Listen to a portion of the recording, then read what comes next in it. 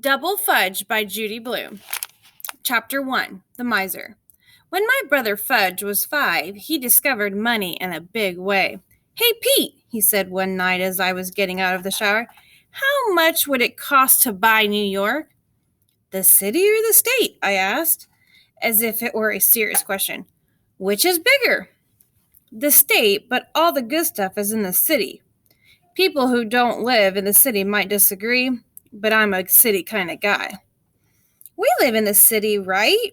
Fudge said. He was sitting on the open toilet seat in his pajamas.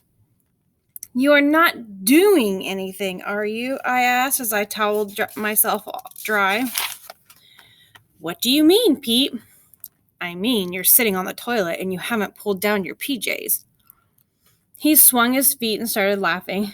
"Don't worry, Pete. Only Tootsie still poops in her pants. Tootsie is our little sister. She'll be 2 in February." Fudge watched as I combed my wet hair. "Are you going someplace?" he asked. "Yeah, to bed." I got into clean boxers and pulled a t-shirt over my head.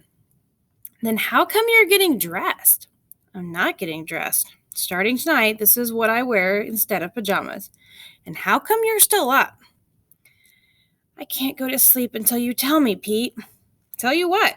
"How much it would cost to buy New York City." "Well, the Dutch paid $24 for it back in the 1600s. $24? His eyes opened wide. "That's all?" "Yeah, it was a real bargain.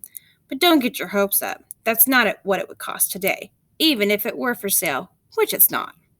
"How do you know, Pete?" "Believe me, I know." "But how?" "Listen, Fudge. By the time you're 12, there's lots of stuff you know, and you don't even know how you know it." He repeated my line. "There's lots of stuff you know, and you don't even know how you know it?" And he laughed like crazy sister. "That's a tongue twister, Pete." "No, that's the truth, Fudge." The next day, he was at it again.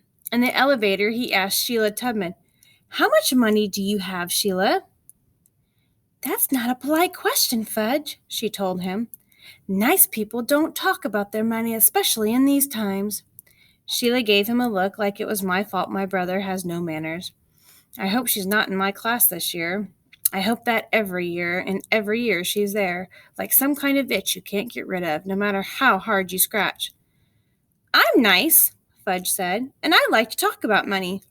You want to know how much I have?" "No," Sheila told him. "It's nobody's business but yours." He told her anyways. I knew he would. "I have $14.74. I mize my money every night before I go to sleep." "You mize your money?" Sheila asked. Then she shook her head at me like it's my fault she thinks mize is a word. Henry, who runs the elevator in our building, laughed. "Nothing like having a miser in the family." "You don't have to be a miser, Fudge," Sheila said. If you like counting money so much, you can work at a bank when you grow up." "Yeah," Fudge said. "I can work at a bank and mize my money all day long." Sheila sighed. "He doesn't get it," she said to me. "He's only 5, I reminded her. "Almost 6, he reminded me. Then he tugged Sheila's arm. "Hey, Sheila, you know how much the dude paid for New York City?"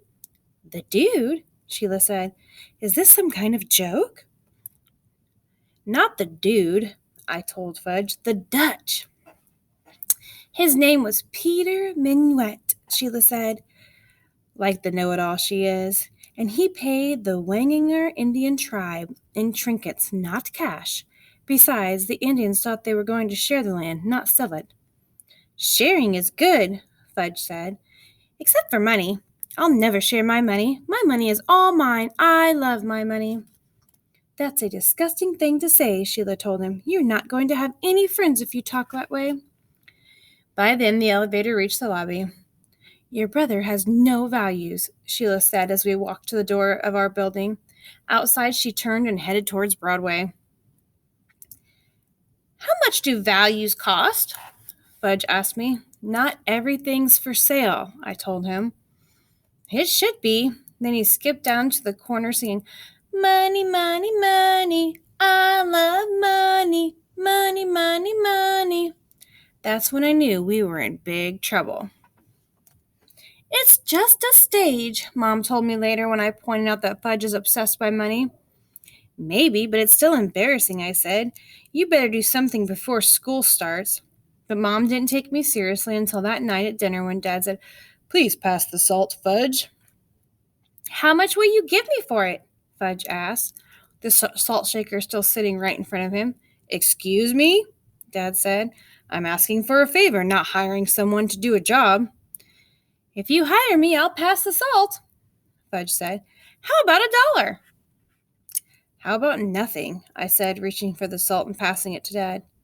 "No fair, Pete!" Fudge shouted. "He asked me, not you."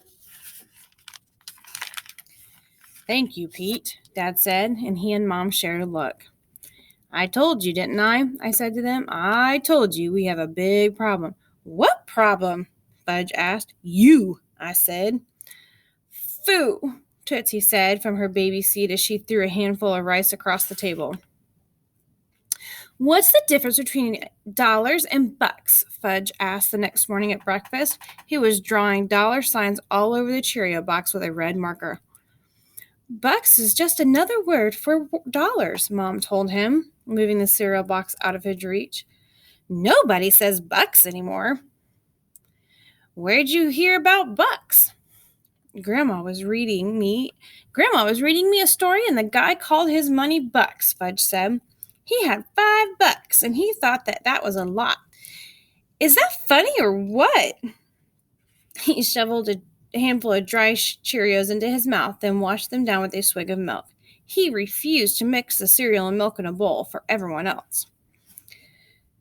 "Like dollars is nothing to sneeze at," Dad said, carrying Tootsie into the kitchen. "I remember saving for a model airplane that cost $4.99, and in those days that was a lot." Dad set Tootsie in her baby seat and doled out Cheerios for her. "Somebody's been decorating the cereal box," he said. "Yeah, the misers learned to draw dollar signs," I said. It wasn't long before the miser started making his own money. "Fudge bucks," he told us. "I'm going to make 100 million trillion of them." And just like that, with one box of markers and a pack of colored paper, he was on his way. "Soon I'll have enough fudge bucks to buy the whole world." "Why don't you start with something smaller?" I suggested. "You don't want to buy the whole world right off because you won't have anything to look forward to." "Good idea, Pete. I'll start with Toys R Us."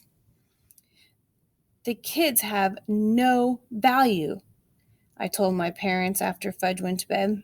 They looked at me like I was some kind of crazy. "Well, he doesn't," I said. "He worships money." "I wouldn't go that far," Dad said. "It's not unusual for young children to want things." "I want things too," I reminded Dad. "But I don't go around obsessing about money." "It's just a phase," Mom said this time. We could hear Fudge as he started to sing. "Oh, money, money, money. I love money, money, money." As soon as he stopped, Uncle Feather, his Mina bird, started, "Ooh, money, money, money." Turtle, my dog, lifted his head and howled. He thinks he can sing. Dad called, "Fudge, cover Uncle Feather's cage and get to sleep." "Uncle Feather's mising his money," called Fudge. "He's not ready to go to sleep." "How did this happen to us?" Mom asked. "We've always worked hard. We spend carefully, and we never talk about money in front of the children." "Maybe that's the problem," I told them.